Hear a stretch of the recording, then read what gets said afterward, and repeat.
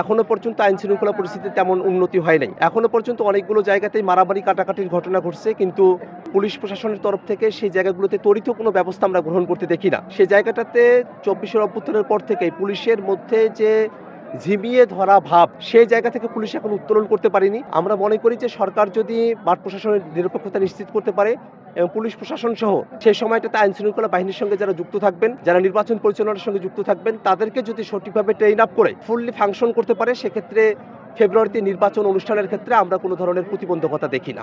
আমরা সরকারের কাছে আহ্বান জানিয়েছি জাতীয় নাগরিক পার্টির পক্ষ থেকে জুলাই সনদ বাস্তবায়নের বিষয়টাকে নিয়ে যে আদেশ জারি করা হয়েছে, তার যে অস্পষ্টতাগুলো রয়েছে সেগুলোকে যেন অতি সত্বর স্পষ্টভাবে ব্যাখ্যা সহকারে জাতির কাছে উপস্থাপন করা হয়। যদি জুলাই সনদ বাস্তবায়নের বিষয়ে যে অস্পষ্টতাগুলো আছে সেগুলো যদি সরকারের তরফ থেকে দূরীভূত করা হয়, তাহলে জুলাই সনদ বাস্তবায়নের আদেশ গ্রহণ করতে এনসিপির আপত্তি থাকবে না। একই সাথে যে গণভোটের কথা বলা হয়েছে তার ফলাফল বাধ্যতামূলক কিনা এবং গণভোটের যে রায় সেটা যদি ১৮০ দিনের মধ্যে পরবর্তী সংসদে সংবিধান সংস্কার পরিষদ তারা যদি অন্তর্ভুক্ত না করেন, সেক্ষেত্রে তার ফলাফল কিরকম দাঁড়াবে। অলরেডি একটি দলের নেতারা তারা গণভোটের ফলাফলকে তারা মানতে অস্বীকৃতি জানাচ্ছেন, গণভোটের প্রক্রিয়াকেই তারা অস্বীকার করে যাচ্ছেন। প্রকারান্তরে তারা জনগণের যে ম্যান্ডেট সেটা থেকে নিজেদেরকে দূরে সরিয়ে নিয়েছেন। আমরা এই জায়গাটিতেও সরকার দৃঢ় অবস্থান চাই। কোনো রাজনৈতিক দলের চাপে পড়ে সরকার যেন গণভোটের ফলাফল সেটা যে পরের সংসদ এবং সংবিধান সংস্কার পরিষদের উপর বাধ্যতামূলক হবে এবং সেটা যে সংবিধানে অন্তর্ভুক্ত করতে হবে, সেই সিদ্ধান্তের জায়গায়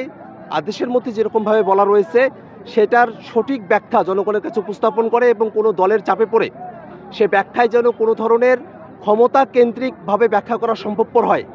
পরবর্তীতে যাদের হাতে ক্ষমতা যাবে তারাই সেটা যেমন করে ইচ্ছে তেমন করে এই আদেশটাকে ব্যাখ্যা করতে পারবেন, সেই সুযোগটাকে যেন তারা বন্ধ করে দেয়, সেই আহ্বানটা আমরা সরকারের কাছে রাখতে চাই। জাতীয় নাগরিক পার্টি এনসিপি আমরা সারা দেশব্যাপী আমাদের সংগঠনের কলেবর বৃদ্ধি করেছি। আমরা সামনে নির্বাচনে অংশগ্রহণের জন্য মনোনয়নপত্র আমরা বিক্রি করতে শুরু করেছি। এ পর্যন্ত 1000-এর উপরে ক্যান্ডিডেটরা তারা আমাদের থেকে মনোনয়নপত্র সংগ্রহ করেছেন। আগামী 20 তারিখ পর্যন্ত এই মনোনয়নপত্র সংগ্রহের কার্যক্রম চলবে এবং আমরা টিম করে দিয়েছি। যারা মনোনয়নপত্র সংগ্রহ করেছেন তাদের যাচাই বাছাই চলছে।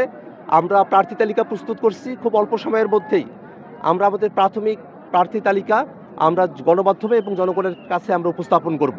একই সাথে জাতীয় নাগরিক পার্টি আমরা মনে করি যে বাংলাদেশের নতুন রাজনীতির অবস্থায় বাংলাদেশের মানুষেরা জাতীয় নাগরিক পার্টির কাছ থেকে নতুন রাজনীতি প্রত্যাশা করেন। সেই নতুন রাজনীতির জায়গা থেকে জাতীয় নাগরিক পার্টি এককভাবে সামনের নির্বাচনে অংশগ্রহণ করার আমরা প্রস্তুতি গ্রহণ করছি। কিন্তু একই সাথে যদি বাংলাদেশের স্বার্থের জায়গা থেকে জোটবদ্ধভাবে নির্বাচনের প্রয়োজনীয়তার জায়গাটি দেখা যায়, সেক্ষেত্রে আমরা জোটের বিষয়টি বিবেচনায় রাখছি। কিন্তু এখনও পর্যন্ত জাতীয় নাগরিক পার্টি আমরা নিজস্ব সক্ষমতাতেই সারা দেশব্যাপী নিজেদের মতো করে আমরা নির্বাচনে অংশগ্রহণ করার সিদ্ধান্ত নিয়েই আমাদের পূর্ণ উদ্যমে কার্যক্রম চালিয়ে যাচ্ছি।